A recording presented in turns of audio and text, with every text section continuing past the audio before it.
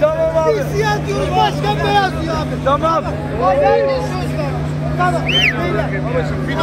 Başkan. Beyler biz siyah diyoruz, başkan beyaz.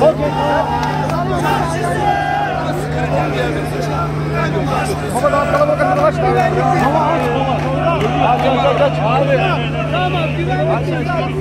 Başkan bekliyoruz. Siyah diyoruz, başkan Köyün beyaz. orospu karısı. Küfür yok, küfür yok. Çarşısı. Küfür yok. Beyler biz siyah diyoruz, başkan beyaz diyor. Başka konuşmak yok.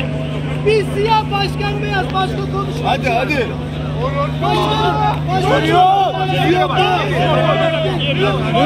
Gel beyler. Açılın beyler. Açılın.